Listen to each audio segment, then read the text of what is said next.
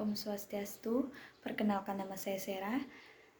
Pada video ini saya akan membahas studi kasus 2, yaitu tes psikologi online dan fenomena self-diagonis di media sosial. Alasan saya memilih kasus ini karena ingin banyak sekali remaja dan bahkan anak usia sekolah yang melakukan tes kesehatan mental secara online, lalu menyimpulkan sendiri bahwa dirinya mengalami depresi atau ADHD atau gangguan psikologis tertentu.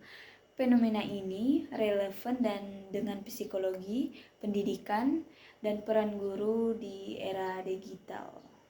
Di bagian latar belakang, maraknya tes kepribadian dan kesehatan mental di Instagram, TikTok, website, yaitu dalam konten viral. Kalau kamu begini berarti kamu depresi. Aksesnya mudah, gratis, dan instan. Tapi dalam bentuk contoh nyata, misalnya seorang siswa melihat konten TikTok yang menyebutkan bahwa sulit fokus dan mudah bosan adalah tanda ADHD. Setelah mengisi tes online singkat, ia menyimpulkan dirinya ADHD tanpa pemeriksaan profesional. Kita bagian analisis. 1. Validitas tes psikologi online. Tes psikologi ilmiah harus memenuhi validitas, mengukur apa yang seharusnya diukur, reliabilitas, hasil konsisten, standarisasi. Banyak tes online telah tidak teruji secara psikometrik. Tes psikologi seharusnya dilakukan oleh psikologi berlisensi. Kesimpulannya, tes psikologi online tidak dapat dianggap valid secara ilmiah kecuali berasal dari lembaga resmi dan digunakan sebagai searching awal, bukan diagnosis.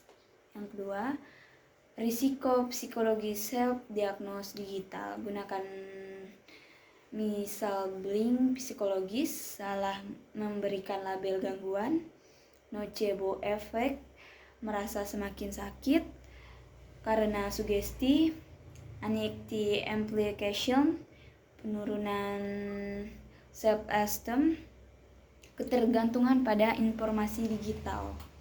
Yang ketiga yaitu batas etika konten kesehatan mental. Prinsip etika psikologi, non-malevolence, tidak membahayakan, benevolence, memberikan manfaat. Konten seharusnya edukatif, bukan diagnostik, menyertakan disclaimer, mendorong bantuan profesional. Masalah etis muncul saat konten bersifat clickbait dan menyederhanakan gangguan mental. Refleksi dan solusinya. 1. Dampak bagi anak usia sekolah. Label dari negatif sejak dini, salah memahami kondisi emosional normal, menurunnya motivasi belajar, stigma dan ketergantungan pada diagnosis palsu. Yang kedua, peran dan sikap calon sebagai guru. Sebagai calon guru, sikap seharusnya menghadapi masalah ini itu literasi kesehatan mental digital, tidak ikut mendiagnosis siswa, mengedukasi perbedaan antara stres itu depresi dan aktif itu ADHD, mengarahkan ke guru BK, psikologi sekolah, orang tua siswa atau wali siswa. Baik, segitu penjelasan dari saya. Saya akan menutup dengan memberikan kesimpulan secara singkat. Tes psikologi online dan konten kesehatan mental di media sosial tidak bisa dijadikan alat diagnosis. Self-diagnosis berisiko secara psikologis, terutama bagi anak usia sekolah. Oleh karena itu, guru memiliki peran penting sebagai pendamping, edukator, dan penghubung menuju bantuan profesional. Literasi kesehatan mental yang benar ada, kunci di era digital jika kamu bisa. Sekian penjelasan singkat dari saya, Sera.